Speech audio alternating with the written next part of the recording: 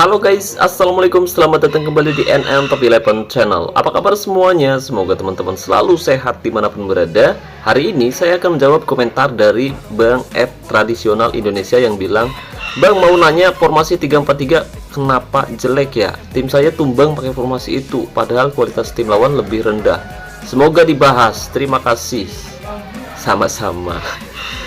Nah, katanya gitu guys. Jadi hari ini saya akan mencoba menggunakan formasi 3-4-3 ya guys ya. Dan nanti kita lihat bareng-bareng apakah formasi tersebut beneran jelek atau enggak nih. Yuk, pastikan kamu simak baik-baik video ini sampai selesai. Tapi sebelum saya membahas lebih jauh, saya mau minta tolong dulu nih pada teman-teman semua yang kebetulan nonton video ini. Ya, saya tahu ini berat banget, bahkan lebih berat dari angkat beras 1 kintal guys. Beneran. Tapi ini penting banget guys. Jadi saya minta tolong pada teman-teman semua, tolong bantu like video ini ya guys ya. Nah, kalau sudah, saya ucapkan terima kasih banyak buat teman-teman yang udah like video ini. Saya harap semoga teman-teman selalu dilancarkan segala urusannya, dan semoga tim yang teman-teman kelola selalu sukses meraih gelar juara di setiap musimnya. Tapi sebelum itu, saya mau ngasih tahu dulu nih ke teman-teman yang sedang mencari jasa top up yang harganya murah tapi amanah. Saya rekomendasiin teman-teman top up di Instagramnya Kiano Official. Nah, cara top upnya sangat mudah guys. Pertama, kamu bisa masuk ke Instagram atau websitenya Kiano Official melalui link yang sudah saya sematkan pada deskripsi video ini. Kemudian kamu bisa pilih top up via WhatsApp. Nah, nanti kamu tinggal bilang aja ke adminnya Kiano Official, "Bang, saya mau top up game Top 11, minta list harganya bang." Nah, gitu ya guys ya.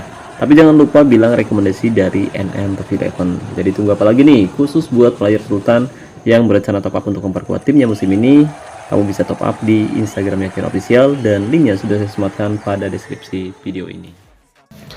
Oke guys, jadi musim ini sebenarnya salah satu tim yang saya tangani bermain kurang maksimal guys, dan itu terbukti di mana tim saya FC Buteng harus mengakui ketangguhan tim lawan setelah ditundukkan tim asal China dengan skor telak 6-1 di babak final Cup musim ini. Selain itu, tim saya juga harus terhenti di babak semifinal setelah dikalahkan tim asal Vietnam dengan skor tipis 6-5 di leg pertama dan ditahan imbang 2-2 di leg kedua. Dan dengan hasil tersebut, tim saya sudah dipastikan gagal lolos ke babak final Liga Champion dengan agregat tipis 8-7 guys. Kacau ya guys ya. Tapi hasil ini memang kesalahan saya sendiri guys, karena di leg kedua saya nggak sempat hadir mendampingi tim saya di sisi lapangan guys, karena saya ketiduran. Tapi saya ucapkan terima kasih banyak buat teman-teman yang waktu itu sempat hadir mendukung tim saya. Terima kasih banyak atas dukungannya. Ya, meskipun tim saya berhasil menahan imbang, tapi tim saya gagal lolos ke babak final Liga Champion guys. Ya, meskipun tim saya sudah dipastikan gagal di 2 kompetisi berbeda, tapi musim ini tim saya FC Buteng masih punya kans untuk bisa mempertahankan gelar juara liga. Terlebih setelah kita menelan kekalahan di pertemuan pertama, dan akhirnya kita mampu mengalahkan pemuncak klasemen di pertemuan kedua dengan skor tipis 3-2. Dan dengan hasil tersebut, tim saya yang sebelumnya berkutat di posisi 2 bisa naik ke puncak klasemen karena mampu menggulingkan tim lawan di akhir musim ini guys. Tapi musim masih belum berakhir karena selisih poin antara kedua tim cukup dekat. Selisihnya hanya 2 poin. Jadi jika nanti tim saya menelan hasil buruk di 2 pertandingan terakhir, bukan tidak mungkin tim lawan mampu merebut puncak klasemen di matchday terakhir kompetisi liga musim ini. Dan kita harus puas finish di posisi 2 klasemen. Nah, hari ini tim saya akan menghadapi Tunas Karya FC, tim peringkat 5 klasemen liga. Jadi hari ini kita akan berhadapan dengan sesama tim asal Indonesia guys. Jadi pertandingan ini bertajuk Derby Merah Putih. Dan pertandingan ini saya rasa akan berlangsung sangat menarik karena kedua kesebelasan sama-sama sedang tidak dalam performa terbaiknya guys. Dan tim lawan sedang berusaha keras untuk bisa naik ke posisi 4 besar, sementara tim saya sedang berusaha keras mempertahankan puncak klasemen liga musim ini. Jadi misi saya kali ini tentu saja meraih kemenangan. Tidak boleh seri apalagi kalah, karena jika itu terjadi bukan tidak mungkin tim lawan bisa menggeser posisi kita ya guys ya. Nah, untuk menghadapi Tunas Karya hari ini saya akan mencoba menerapkan formasi dengan pakem 3 back, yaitu formasi 3-4-3. Nah, formasi 3-4-3 sendiri sebenarnya ada beberapa versi, tapi mungkin akan saya bahas di kesempatan selanjutnya guys. Dan formasi 3-4-3 yang akan saya gunakan kali ini kurang lebih seperti ini guys, dimana kali ini saya menempatkan 3 back, 1 center back dan 2 wing back. Atau jika teman-teman menempatkan 3 center back atau misalkan teman-teman punya 2 fullback, itu akan jauh lebih bagus. Nah, di tengah di sini saya menempatkan 4 gelandang, 2 gelandang tengah dan 2 gelandang sayap. Lalu di depan saya menempatkan 3 penyerang, 2 penyerang false nine dan 1 penyerang target man. Nah, formasi ini cenderung sangat ofensif ya guys ya. Terlebih di sini kita menempatkan 3 back. Jadi formasi seperti ini akan sangat berisiko terkena serangan balik cepat dari tim lawan jika pemain tengah kita melakukan kesalahan. Oke, dan untuk lebih jelasnya kira-kira sebagus apa sih taktik, strategi, dan formasi 3-4-3 jika diterapkan ke dalam game Top 11? Yuk mari kita lihat jalannya pertandingan antara FC Buteng versus Tunas Karya di matchday ke-25 kompetisi Liga.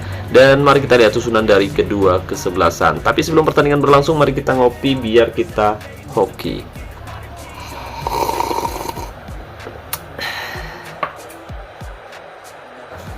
Oke guys, dan kick off babak pertama akan segera dimulai antara FC Buteng versus Tunas Karya di matchday ke-25 kompetisi Liga, di mana pertandingan ini sangat berarti untuk tim saya FC Buteng yang sedang berusaha keras untuk bisa mempertahankan gelar juara Liga. Sementara pertandingan ini juga sangat penting untuk Tunas Karya karena mereka sedang berusaha keras untuk bisa naik ke posisi 4 besar klasemen Liga musim ini, dan dengan begitu jika mereka berhasil mengalahkan tim saya, mereka bisa lolos ke Liga Elit musim depan guys. Sementara jika mereka gagal, mereka harus puas finish di posisi 5 besar dan mereka tidak akan bermain di Liga Elit. Oke, kita lihat kick off babak pertama dan gol tercipta pemirsa. Olive Halin berhasil mencetak gol cepat di menit keempat lewat kerjasama apik yang dilakukan oleh pemain depan FC Buteng. Ternyata formasi 3-4-3 tidak seburuk apa yang dibicarakan oleh rekan kita yang tadi komentar. Tradisional Indonesia, nama aslinya saya nggak tahu siapa, mungkin Kadel. Canda guys. Kita lihat. Oke, satu penyelamatan dilakukan oleh Rustanto, penjaga gawang dari FC Buteng pemirsa. Dan jika teman-teman perhatikan bahwa mutu dari kedua tim cukup berimbang ya guys ya. Selisihnya cuma beberapa persen doang. Kita lihat tekanan kembali dilakukan oleh Tunas Karya, tembakan yang cukup baik tapi tidak ada gol yang tercipta karena Rustanto lagi-lagi melakukan penyelamatan yang sangat gemilang.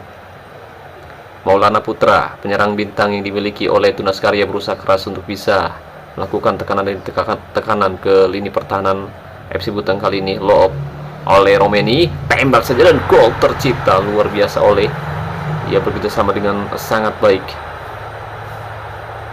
Lob berhasil memberikan satu umpan sangat terarah pemirsa. Gol tercipta, skor 2-0 di babak pertama. Kita perhatikan oleh bermain sangat baik dengan performa 7,3, begitupun dengan Halin, Tom Haye, Victor Handoyo dari area tengah, umpan melebar ke sisi sebelah kiri, ada Ragnar Oratmangun, umpan Rabona, Halin di sana dan nyaris saja berbuah gol, tapi sayang sekali tandukan Halin masih melenceng di sisi sebelah kiri penjaga gawang Tunas Karya FC. Menit 25, kita lihat FC Buteng kembali membangun serangan dari area pertahanan. Kita akan terus memberikan form latihan menyerang. Ada oleh Romeni, bagus sekali, tembak saja, tapi kali ini tembakan oleh masih bisa diamankan oleh penjaga gawang Tunas Karya FC. Skor untuk sementara masih 2-0 pemirsa. Dan untuk taktiknya sendiri, di sini saya menerapkan taktik dengan mental tim menyerang, fokus umpan perpaduan, gaya umpan perpaduan, serangan balik mati, gaya tekanan rendah, gaya tackle mudah, gaya penjagaan jaga daerah tertentu, dan jebakan offside nyala. Ya, untuk taktik, strategi maupun formasi sebenarnya bisa saja berubah sewaktu-waktu tergantung situasi di pertandingan ini. Nah, jika di babak pertama kita menempatkan 3 striker sekaligus, nah nanti di babak kedua kita coba melakukan perubahan ya guys ya, dengan menempatkan 1 striker dan 2 gelandang serang kanan maupun kiri guys. Kita akan lihat apakah dengan perubahan taktik yang akan kita lakukan nanti kita bisa kembali mencetak gol ke gawang tim lawan. Karena tentu saja dengan menempatkan lebih banyak penyerang harusnya kita bisa mencetak banyak gol. Tapi baru 2 gol yang tercipta. Kita lihat ada Susanto di sana, tapi beruntung Susanto lebih dulu terjebak offside pemirsa. Pergerakan yang cukup baik, penempatan posisi yang sangat bagus dari ketiga back yang kita tempatkan di babak pertama. Skor masih 2-0 di menit ke-38.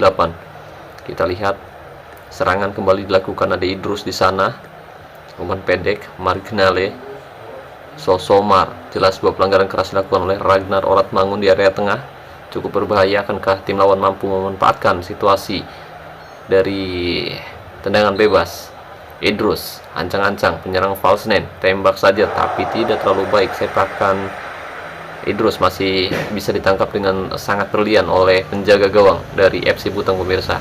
Handoyo umpan jauh ke depan, Ragnar Oratmangun, Olin, kali ini Halif, Lalu saya Ragnar Rotmangun Rabona, salto yang luar biasa oleh Romeni, berhasil mencetak gol yang sangat spektakuler lewat asis yang sangat indah dan diselesaikan dengan sangat luar biasa. Oleh berhasil mencetak gol kembali di akhir babak pertama, tepatnya di menit ke-43, skor 3-0 pemirsa. Kartu kuning diberikan untuk Friawan.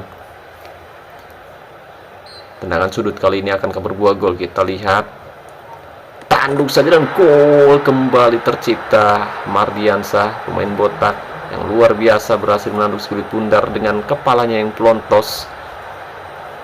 4 gol bersarang ke gawang Tunas Karya. Paruh waktu, FC Butang untuk sementara memimpin atas tim tamu. Oke, ternyata tidak seburuk apa yang dikatakan oleh tradisional Indonesia ya Bang ya. Ini Bang tradisional, mungkin tim kamu itu ada masalah, ada kemungkinan untuk kombinasi pemain depan, pemain tengah, dan pemain belakang tidak terlalu sesuai biasanya dari segi atribut pemain, seperti striker yang tidak memiliki finishing serta tembakan yang baik, atau kekuatan serta penempatan posisi yang bagus, dan gelandang kamu tidak memiliki atribut crossing maupun passing yang bagus, sehingga akhirnya umpan-umpan yang diberikan pada striker tidak mengarah tepat sasaran dan seringkali bisa dipotong oleh pemain lawan. Jadi itu yang membuat taktik, strategi, dan formasi yang kita terapkan terkadang tidak efektif guys. Jadi mungkin nanti Bang tradisional coba cek terlebih dahulu untuk kesebelasan timnya seperti apa. Kamu cek untuk pemain depan kamu, contohnya striker, pastikan memiliki atribut penempatan posisi, tembakan, kekuatan, dan penempatan posisi yang bagus. Jika posturnya tinggi, pastikan sundulannya juga bagus. Kemudian pemain lainnya, misalkan kamu nempatin 3 striker, usahakan kedua striker tersebut itu atribut passingnya bagus ya guys ya. Jadi kalau misalkan atribut passingnya rendah, ada kemungkinan pemain-pemain tersebut tidak bisa memberikan umpan-umpan pendek yang bagus pada rekan setimnya yang lain. Jadi cenderungnya pengen cetak gol sendiri, tapi berhubung finishingnya juga jelek ya, akhirnya banyak tembakan-tembakan yang melenceng guys. Oke, gol kembali tercipta, skor 5-0 pemirsa. Ini kerjasama yang cukup bagus di awal babak kedua. Skor 5-0 untuk sementara. Di menit ke-62 kali ini tekanan dilakukan, ada Ragnar Rotmangun berhasil rebut menghasilkan serangan balik cepat berbahaya. Maulana Putra, umpan pada Idrus akan berbuah gol. Marignle, umpan pendek pada Idrus, umpan 1-2, tapi beruntung ada Mardiansah di sana. Nah, selain pemain depan, usahakan kamu cek juga untuk pemain tengah yang kamu miliki guys. Pastikan kamu minimal punya satu pemain kreatif, terutama untuk posisi midfielder center ya guys ya. Minimal punya satu pemain kreatif, kemudian punya passing dan juga penempatan posisi yang bagus seperti gelandang Regista, atau misalkan kamu punya gelandang Mezala juga nggak apa-apa. Yang penting ada salah satu pemain kreatif guys. Nah, di sini saya menempatkan satu gelandang Regista dan satu gelandang box to box. Kalau gelandang Regista sendiri cenderung memberikan suplai bola yang baik dan mengatur tempo permainan di area tengah, sementara untuk gelandang box to box dia bisa bermain menyerang dan bertahan dengan sama baiknya. Jadi meskipun kita menempatkan dua pemain tengah, di sini kita masih bisa bermain cukup baik ya guys ya, dengan mendominasi penguasaan bola, karena atribut pemain yang saya miliki agak lumayan bagus lah, meskipun nggak bagus-bagus banget, tapi lumayan bagus, terutama di depan dan juga di tengah. Saya punya masalah di area pertahanan yang memang menjadi PR untuk saya, karena musim ini saya memang tidak memperkuat tim saya sama sekali guys, dan itu yang membuat tim saya kesulitan untuk bisa meraih kemenangan di kompetisi Liga dan juga di kompetisi Cup. Oke, dan gol kembali tercipta. Handoyo berhasil mencetak gol di menit ke-82. Kita lihat sepakan yang cukup keras, bola datar dari Handoyo tidak mampu diamankan oleh penjaga gawang dari Tunas Karya FC. Skor 6-0 untuk sementara di menit ke-85. Adam Strong, kali ini Tom Haye, umpan pendek pada Anton berhasil dipotong dengan cukup baik oleh wingback kiri dari tim lawan pemirsa. Menit 85, skor masih 6-0. Dan di sini kita udah nempatin dua penyerang sayap ya guys ya. Kita udah nempatin dua penyerang sayap, dan ternyata lebih bagus nempatin 3 striker ternyata guys, daripada nempatin banyak pemain sayap. di sini guys. Soalnya ada 6 pemain sayap, 2 back sayap, kemudian 2 gelandang sayap dan 2 penyerang sayap. Jadi kita cenderung main melebar ya guys ya. Kita menguasai lebar lapangan. Jadi kayak kurang efektif aja. Kalau tadi kan kita nempatin 4 pemain sayap ketemunya, 2 wingback dan 2 winger di sisi kanan dan di sisi kiri. Kemudian di depan ada 2 penyerang false nine yang bertugas untuk membuka ruang agar pemain-pemain lain bisa leluasa masuk ke area tengah atau ke dalam kotak penalti tim lawan guys. Dan itu terbukti dengan catatan 4 gol di babak pertama, dan ketika kita melakukan perubahan ternyata kita hanya mampu mengemas 2 gol di babak kedua. Oke, dan pertandingan pun berakhir untuk kemenangan FC Buteng dengan skor telak 6-0 di bukan di leg anjay, di matchday ke-25 kompetisi Liga musim ini. Dan dengan kemenangan ini tentu kita punya kans yang sangat besar untuk bisa mempertahankan gelar juara Liga musim ini. Tapi musim ini masih belum berakhir, kita masih belum mengunci gelar juara Liga karena besok kita akan menghadapi tim tangguh, tim yang ada di posisi 3 klasemen Liga. Mereka punya kualitas yang jauh lebih kuat dari Tunas Karya. Jadi besok adalah pertandingan final di kompetisi Liga. Semoga kita berhasil meraih kemenangan di matchday terakhir ya guys ya. Dan semoga teman-teman yang nonton video ini juga musim ini meraih hasil bagus, dan saya harap tim yang teman-teman kelola bisa membawa trofi musim ini. Oke, di sini kita bisa perhatikan bahwa dari ball possession FC Buteng lebih dominan dengan menguasai 66% penguasaan bola berbanding 34, dan FC Buteng juga melakukan lebih banyak percobaan tembakan dengan total 21 kali percobaan tembakan, 14 tepat sasaran, dan 6 diantaranya berbuah gol. Sementara Tunas Karya hanya bisa melakukan 6 kali percobaan tembakan, 5 tepat sasaran, dan tidak ada yang berbuah gol sama sekali. Jadi jelas untuk shot efisiensi sendiri FC Buteng lebih baik, 43 berbanding 0. Nah, untuk zona serangan di sini FC Buteng lebih cenderung menyerang dari bawah kedua sayap ya guys ya, di mana ada Ragnar Rotmangun dan juga Robin Loop yang bermain sangat baik di bawah kedua sayap atau di sayap kanan dan juga kiri. Sementara tim lawan berusaha keras untuk melakukan tekanan dari area tengah sebanyak 51% guys. Dan untuk umpan sempurna FC Buteng juga lebih baik, 76 banding 75. Dan dari total tackle kita perhatikan bahwa tim lawan lebih banyak melakukan tackle dengan total 16 tackle, 12 berbuah pelanggaran, dan mereka mendapat 3 kartu kuning dan 1 kartu merah guys. Kemudian untuk man of the match pertandingan yaitu Ole Romeni. Dia bermain sangat luar biasa dengan mencetak gol yang sangat luar biasa di laga kali ini. Dia dapat 9,3. Kemudian Anton juga yang masuk di babak kedua, dia juga main bagus. Rustanto dia juga melakukan penyelamatan yang gemilang. Begitupun dengan 3 back yang kita tempatkan, mereka bermain sangat luar biasa di lini pertahanan FC Buteng pemirsa. Sementara manajer dari lawan ternyata tidak hadir di sisi lapangan, sayang sekali. Saya harap tadi manajer lawan hadir, ternyata tidak hadir. Tentu ini sebuah keuntungan tersendiri untuk saya, karena dengan tidak hadirnya manajer mereka kesulitan bermain bagus. Dan saya ucapkan terima kasih banyak buat teman-teman yang telah hadir di sisi lapangan. Ada Bang Agus, Bang Bilal, Bang Alif, Bang Parhul, Bang Wandi, ada Bang Grasli, Bang Jasril, dan Neng Michelle. Terima kasih banyak atas dukungannya. Berkat dukungan dari teman-teman semua, tim saya berhasil mengalahkan Tunas Karya dengan skor telak 6-0. Nah, selanjutnya mari kita lihat highlight gol yang diciptakan oleh FC Buteng di babak pertama. Ada gol dari Olive Helin di menit ke-4 pemirsa. Kita akan lihat kembali highlight gol yang diciptakan oleh FC Buteng. 6 gol berhasil bersarang ke gawang Tunas Karya di babak pertama, tepatnya di menit ke-4. Kita perhatikan kerjasama yang cukup baik, di mana Ole Romeni berhasil membongkar lini pertahanan tim lawan, dan Olive Halin dia mampu menerobos area tengah dan melakukan tembakan yang cukup keras dari dalam kotak penalti. Gol tercipta 1-0 di babak pertama. Kemudian gol kedua dicetak oleh Ole Romeni di menit ke-15. Kita akan lihat di sini kerjasama dilakukan oleh Robin Loop, kemudian Rafael Struik memberikan kembali umpan pada Robin Loop, dan Ole Romeni tidak menyia-nyiakan peluang tersebut untuk mencetak gol ke gawang Tunas Karya FC pemirsa. Nah, ini Ole Romeni memiliki finishing di angka 400% ya guys ya. Jadi meskipun usianya tua dan kualitasnya tidak terlalu besar, tapi finishingnya itu udah maksimal di angka 400%.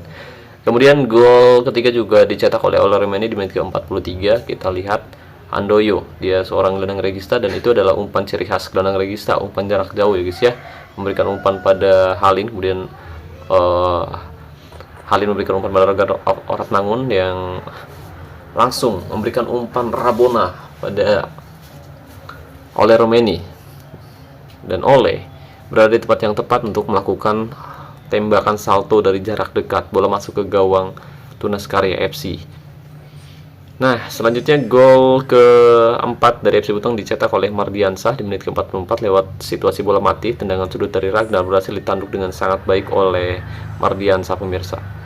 Skor 4-0. Kemudian gol ke-5 dicetak di awal babak kedua. Kita akan melihat terlebih dahulu oleh Romeni, berhasil mencetak gol ke-5 di menit ke-57 lewat situasi bola mati oleh melakukan tembakan yang sangat keras. Bola sempat membentur tiang gawang tapi masuk ke dalam gawang, pemirsa, dan tidak mampu ditepis oleh penjaga gawang dari Tunas Karya. Bola yang sangat indah tadi, gol yang sangat indah maksud saya, ke gawang Tunas Karya. Dan gol terakhir dicetak oleh Victor Handoyo di menit ke-82. Kita akan lihat gol yang sangat luar biasa dari Victor Handoyo. Dia melakukan build up yang sangat baik. Ya, Ragnar. Kemudian Handoyo menggiring bola dibayangi dua pemain, tapi dia tidak segan untuk melakukan tembakan keras ke gawang tim lawan dan gol tercipta, membawa FC Butong meraih kemenangan dengan skor telak 6-0 di pertemuan kedua. Oke guys, jadi berkat kemenangan ini tim saya akhirnya mampu mempertahankan puncak klasemen untuk sementara. Tapi musim masih belum berakhir. Besok terakhir, atau ketika video ini tayang, hari ini adalah akhir musim, hari terakhir awal musim. Dan saya ucapkan selamat buat teman-teman yang musim ini sukses meraih trofi pertama, trofi cup, dan juga sukses meraih trofi si kuping besar atau trofi Liga Elite. Selamat atas kesuksesannya, dan semoga hari ini teman-teman bisa meraih trofi Super Cup ya guys ya, atau trofi Piala Pamungkas, untuk melengkapi trofi yang sudah teman-teman dapatkan musim ini. Dan semoga musim depan teman-teman sukses. Kemudian buat teman-teman yang gagal musim ini, semoga musim depan tim yang teman-teman kelola sukses meraih gelar juara.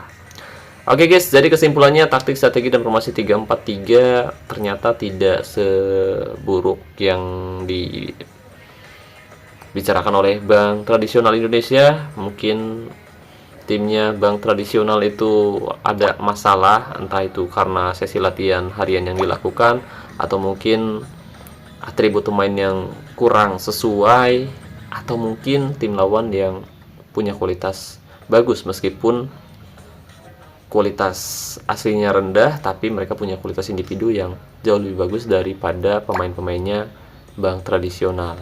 Ya, mungkin itu sih yang bisa saya bahas kali ini. Jika dirasa pembahasannya bermanfaat, jangan lupa teman-teman like videonya. Dan saya ucapkan terima kasih banyak buat teman-teman yang telah menonton video ini sampai selesai. Terima kasih buat membership Penantep 11. Terima kasih buat partnership Penantep 11 yaitu Kion Official. Dan saya ucapkan terima kasih banyak buat teman-teman yang selalu mendukung dan mendoakan saya sejauh ini. Wassalamualaikum warahmatullahi wabarakatuh. Salam olahraga, salam Top 11 Indonesia.